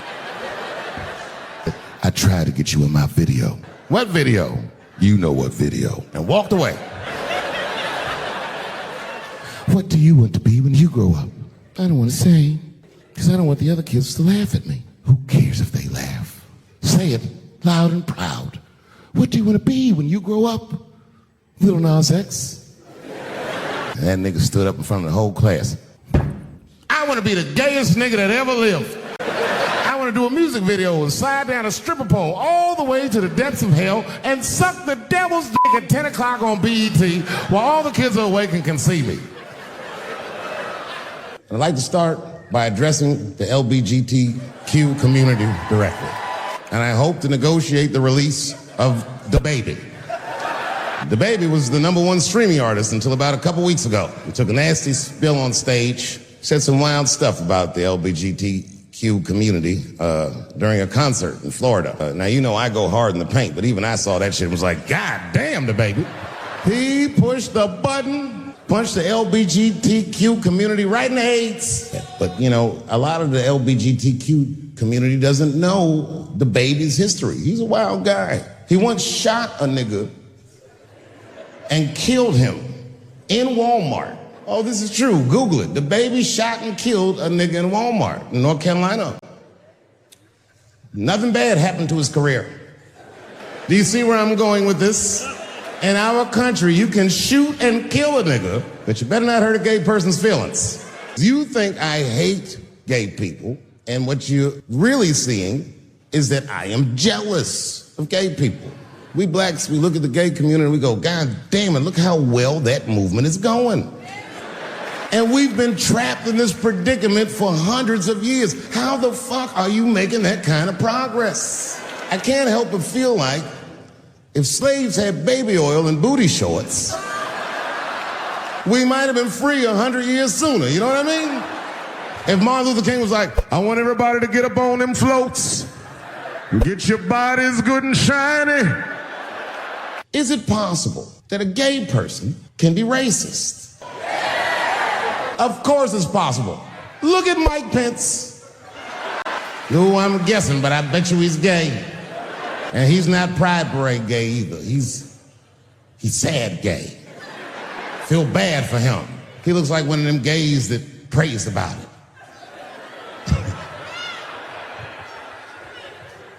Jesus, please take these dirty feelings out of my heart. Please, Jesus, make these buttholes ugly to me. I don't want to keep on tasting these dicks. It's 2019. I'm in a restaurant in Ohio. It's Thanksgiving week. And to be honest, it's not a very nice restaurant, but it's a nice restaurant if you're a white person from Ohio that's never been anywhere before. Picture Chili's. I'm sitting in the bar, I'm having a drink by myself, and the only other person in the bar is a woman, a couple stools down, and she was alone, and she was older, and that made me feel sad because it was the holidays. So I told the bartender, send that woman a drink on me. She's trying to spread the cheer, and I wish I didn't. This woman wanted to talk. She wasn't mean, she was nice, but she just wanted to talk about shit that, you know, I mean, the nigga that's trying to get drunk don't want to hear about this bitch remodeling her bathroom, and I'm sitting there trying to be polite. Oh, subway towels, word. She says, my daughter is coming home for the holidays. Oh, that's great news. I'm glad you're not going to be alone. And then she goes on and on about how great her daughter is. And she's out in Hollywood, she's in movies and on television and all this stuff. She probably doesn't even know who I am or what I do for a living, because I know what your daughter's out in Hollywood doing. And then she goes, would you like to see her picture? And I grab the picture, and this is all I say. This is all I say. Oh, she's very beautiful. And as she puts the picture away, she looks mean all of a sudden, like she caught me in some kind of trap. She's transgender. And I think to myself, oh, this bitch does know who I am. I really resented that trap because that trap doesn't let me be honest. If I was honest, I wouldn't fall for it. I just looked at the picture like, ooh, look at that big chiseled jawline, that big thick Joe Rogan neck. Is that a dude? Is your daughter a man? Can't say that shit. It's really annoying. We canceled J.K. Rowling. My God, J.K. Rowling wrote all the Harry Potter books by herself. She sold so many books, the Bible worries about her. And they canceled her because she said gender was a fact. And then the trans community got mad as shit. They started calling her a TERF. I didn't even know what the fuck that was. But I know that trans people make up words to win arguments. TERF is an acronym. Stands for Trans Exclusionary Radical Feminists. This is a group of women that hate transgender. They don't hate transgender women, but they look at trans women the way we blacks might look at blackface. It offends them. Like, ooh, this bitch is doing an impression of me. I agree. Gender is a fact. You have to look at it from a woman's perspective. Caitlyn Jenner, whom I've met, wonderful person, was voted Woman of the Year. Her first year as a woman. Ain't that something? Beat every bitch in Detroit. She's better than all of you. Never even had a period. Ain't that something? Oh, I'd be mad as shit if I was a woman. I'd be mad if I was me. If I was in a BET Awards sitting there and they're like, and the winner for Nigger of the Year, Eminem, my man. I am not saying that to say that trans women aren't women. I am just saying that those pussies that they got, you know what I mean? I'm not saying it's not pussy, but that's like beyond pussy or impossible pussy. You know what I mean? It tastes like pussy, but that's not quite what it is it? It's not blood, that's beet juice. Oh, buddy, I'm in trouble now. Doing a little shopping with my family. In Walmart with the poor whites, rummaging around for mediocre goods and services. And then I gotta go to the restroom. Now I'm standing at the urinal taking a leak. And suddenly, a woman walks into the men's room. I'm gonna be like, that's strange. And then she stands shoulder to shoulder with me at the urinal. I'm gonna be like, bitch, what's going on with you? And then she hikes her skirt up and pulls a real live, meaty dick out. Well, what do you think I'm gonna say? Thank God she's in here with me. At least now I know my family's safe. No, I'm not gonna feel that way at all. I'm gonna feel very uncomfortable. I would feel better if it was a man with a vagina that backed up to the urinal next to me. I wouldn't even think about that. I'd just be like, that's funny. This guy is peeing out of his butt for some reason. Oh my God, he must be a veteran. Thank you for your service. What is a woman? What is that in this day and time? It seems to be a question nowadays. Now listen, women get mad at me, gay people get mad at me, lesbians get mad at me, but I'm gonna tell you right now, and this is true. These transgenders, these niggas want me dead. I've gone too far, I've said too much. Every time I come out on stage, I be scared. I be looking around the crowd for knuckles and Adam's apples to see where the threats might be coming from. Oh. A nigga came up to me on the street the other day. He said, careful, Dave, they after you. I said, what? One they or many theys? I feel bad for tees, but they're so confusing.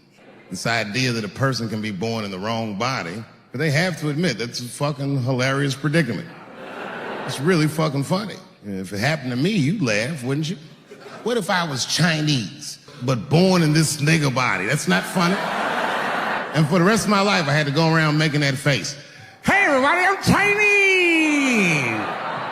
And everyone get mad. Stop making that face. That's offensive. What? This is how I feel inside. It's hard not to write these jokes. Even when I watch sports, I be thinking about, say LeBron James changed his gender. You know what I mean? Okay, can he stay in the NBA, or because he's a woman, does he have to go to the WNBA where he will score 840 points a game?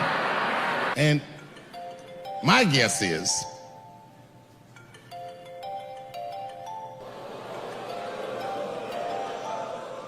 what is this, high school? This nigga probably got a babysitter or something. Go on and answer your phone, nigga. Just get that shit out of here. I'm in the middle of something important. Wouldn't it be funny if we made fun of him? He's like, and he went outside like, hello? Mama's dead. Oh no! Mama's dead.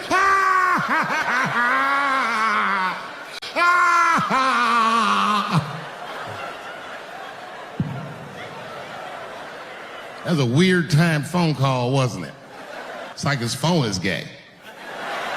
You know who hates me the most? The transgender community. I mean, I didn't realize how bad it was. These motherfuckers, I was really mad about that last Netflix special. It's tough, man. I don't know what to do about it because I like them. Never had a problem with them. Just fucking around.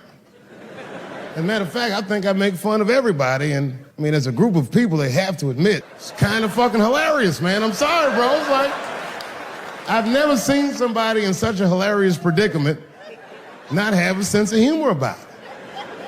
They're born feeling like there's something other than they're born as, and that's kind of funny, you know? Like, I mean, it's funny if it's not happening to you. I believe transgenders.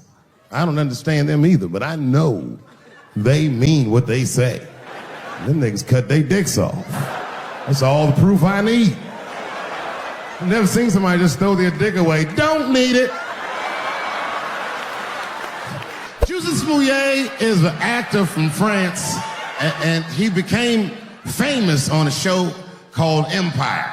He was in Chicago late at night and was the victim.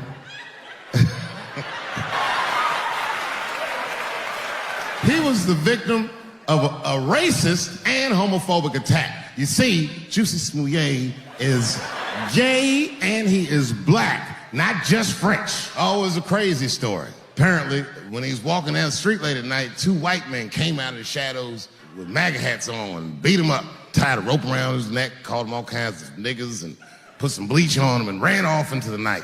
This shit was like international news. And everybody was furious, especially in Hollywood. Justice for Juicy and all this shit. African Americans, we were like oddly quiet. We were so quiet about this shit that the gay community started accusing African American community of being homophobic for not supporting him. What they didn't understand is that we were supporting him with our silence because we understood that this nigga was clearly lying. None of these details added up at all. He said he's walking down the street in Chicago, and white dudes come up to him and say, "Hey man, aren't you that faggot nigga from Empire?" A fuck? Does that sound like how white people talk? They don't talk like that. "Are you that faggot nigga from Empire?" They would never say that. It sounds like something that I would say. If you're racist and homophobic, you're not even gonna know who this nigga is. You can't watch Empire. Black people never feel sorry for the police, but this time we even felt sorry for the police. Can you imagine if you was a police veteran taking this kid's police report? "Okay, Mr. Smouillet, please tell me what happened." "All right, you're 2 a.m. You left the house at 2 a.m. It's minus 16 degrees. All right. You were walking. All right. And where were you going?" "Subway." "Sandwiches?"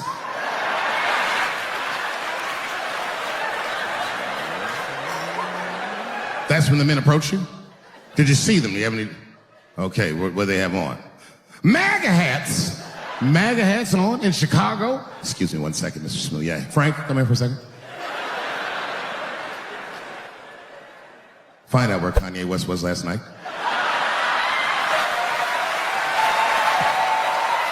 He said they put a rope around his neck. Has anyone here ever been to Chicago? Now tell me, how much rope do you remember seeing? Who the fuck is carrying rope? Like, when did you get mugged, nigga, in 1850? Who's got rope? Who's got rope? I had read in the paper that Caitlyn Jenner was contemplating posing nude in an upcoming issue of Sports Illustrated. Yuck. You know, sometimes I just want to read some stats. I don't know why you're gonna cram some man pussy in the middle of the sports page. But I wasn't saying anything like Caitlyn Jenner's a bad person. I'm not mad at her for doing it. If I'm mad at somebody, I'm probably just mad at myself. I know that I am not strong enough to not look at those pictures. And I don't think I'm ready to see what she's trying to show me.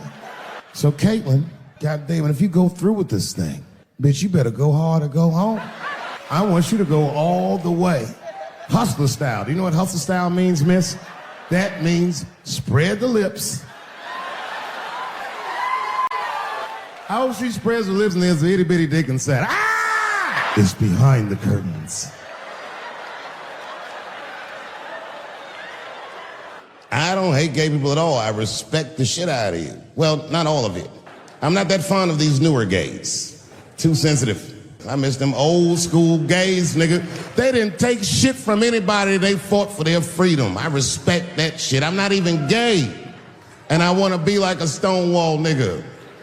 Them old school gangster gays, them glory hole niggas, them the ones I like. These new gays don't even know what the glory hole is. It's a hole in the wall the gay contractors built. You want to know why they put that hole in the wall? I'll tell you, and there's no nice way to say it. They will put their in that hole and hope for the best. It's a lot of courage on both sides of that hole, nigga. I'm not even gay, and I want to try that glory hole out. What if Martin Luther King had to integrate the glory hole? I don't care if it's black lips back there, white lips back there. A mouth is a mouth, a warm, wet mouth. Any of you who have ever watched me know that I have never had a problem with transgender people. My problem has always been with white people. I have been arguing with the whites my entire career. And just when I thought I had you guys on the ropes, you changed all the rules. Oh, yeah? Yeah, motherfucker. Well, I'm a girl now, nigger, and you must treat me as such. Call me a girl, nigger. It's annoying as fuck.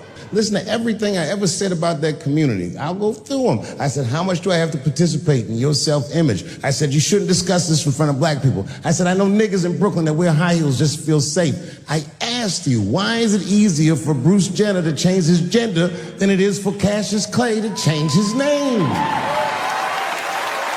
If you listen to what I'm saying, I'm not even talking about them. I'm talking about us, and they don't listen. Any of you who have ever watched me know that I have never had a problem with transgender people. My problem has always been with white people. I have been arguing with the whites my entire career. And just when I thought I had you guys on the ropes, you changed all the rules. Oh, yeah? Yeah, motherfucker. Well, I'm a girl now, nigger, and you must treat me as such. Call me a girl, nigger. It's annoying as fuck. Listen to everything I ever said about that community. I'll go through them. I said, how much do I have to participate in your self-image? I said, you shouldn't discuss this in front of black people. I said, I know niggas in Brooklyn that wear high heels just to feel safe. I asked you, why is it easier for Bruce Jenner to change his gender than it is for Cassius Clay to change his name? If you listen to what I'm saying, I'm not even talking about them. I'm talking about us, and they don't listen. You canceled J.K. Rowling. My God, J.K. Rowling wrote all the Harry Potter books by herself.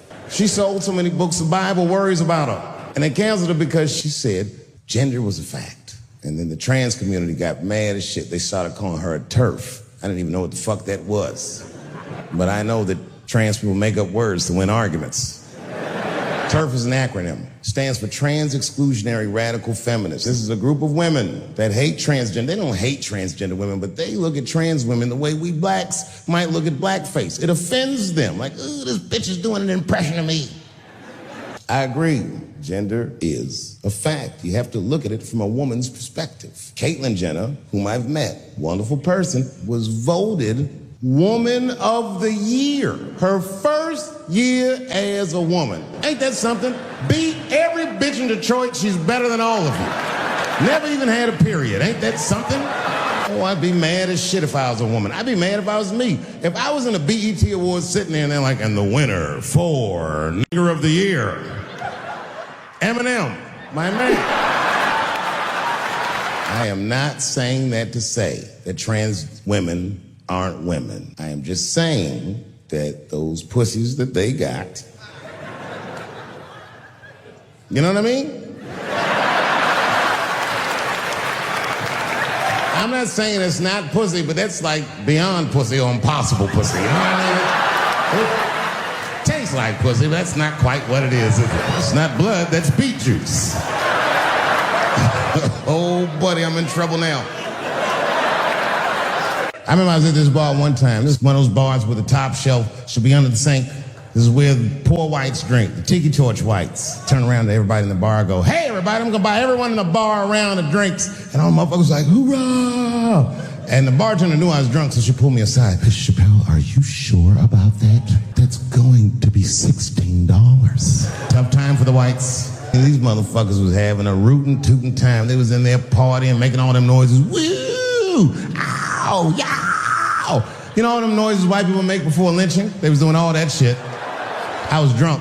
Two big, buff, gay black dudes. I didn't know these dudes, but I know they was gay.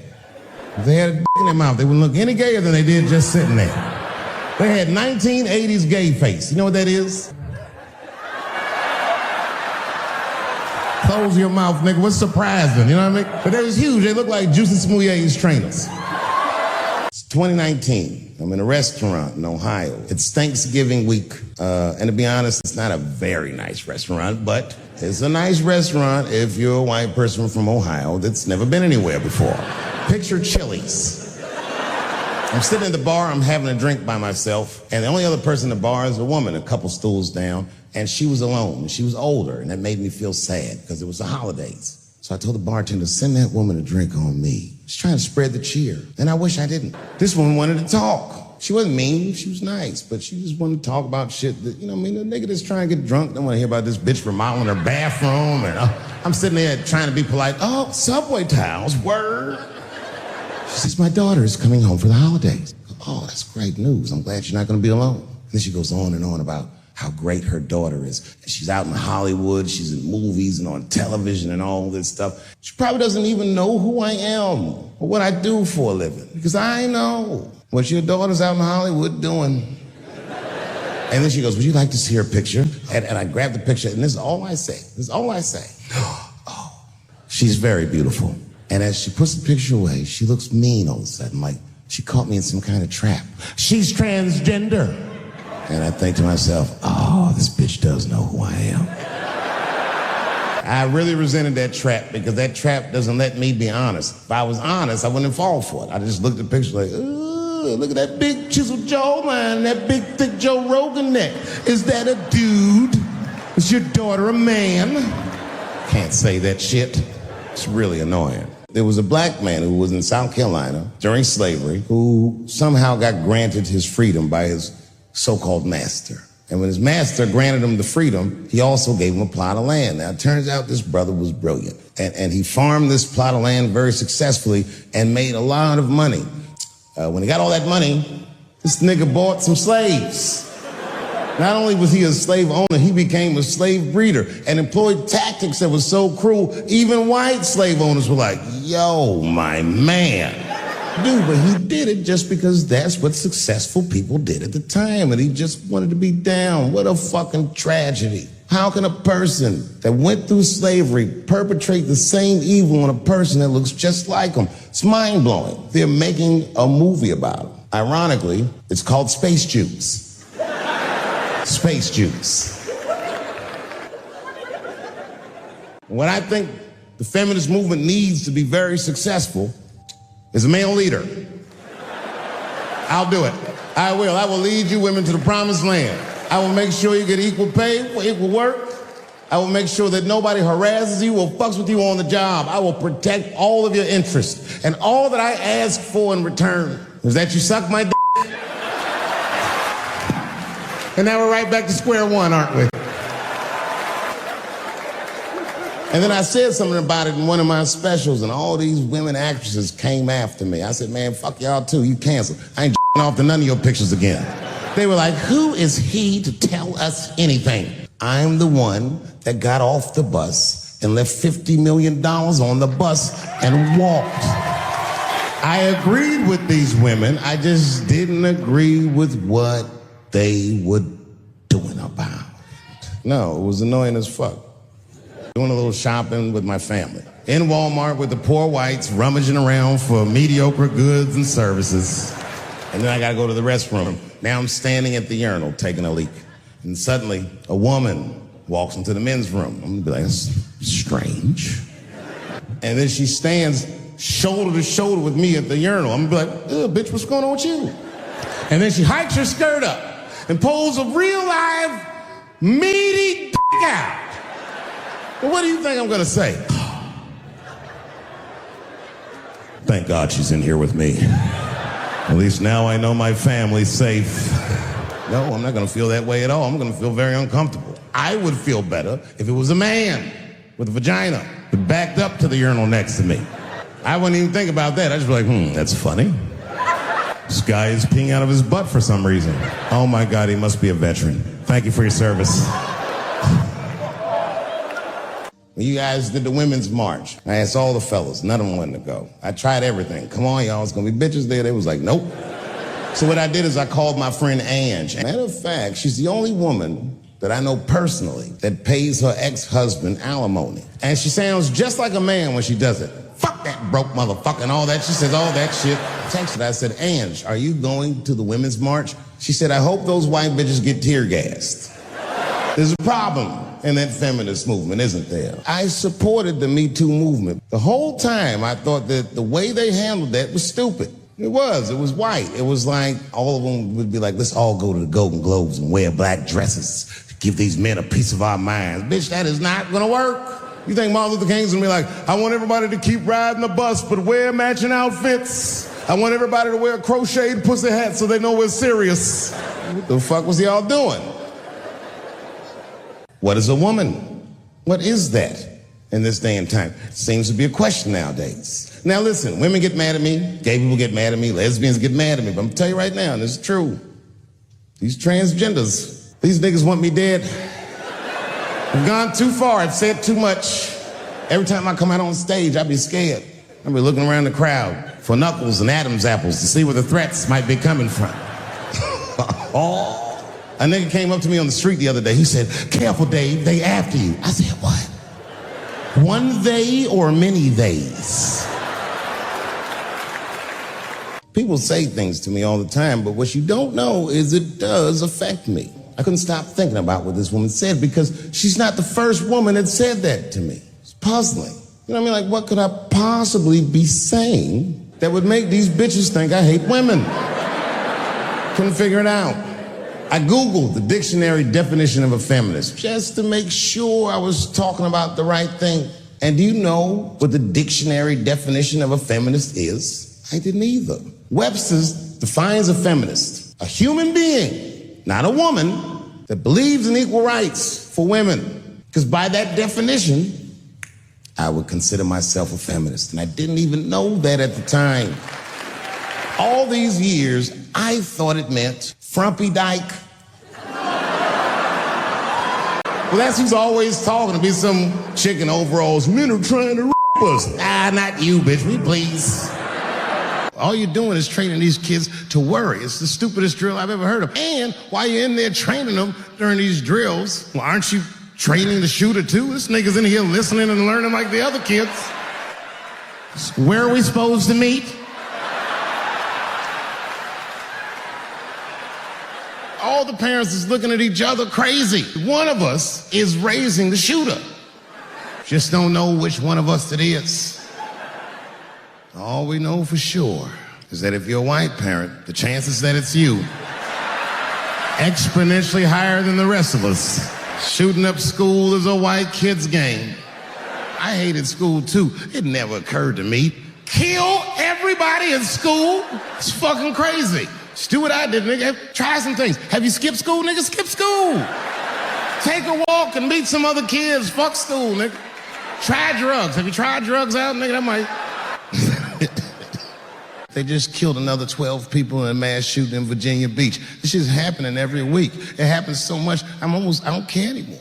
I tried to change the subject. I go, how is school going, boys? And my sons tell me, well, we didn't have school today, technically. I'm like, well, what's going on? He said, well, there was like a school shooting drill. They have drills that they make kids do where they practice what to do if somebody comes to shoot up their school. I'd never heard that before. I was like, what the fuck?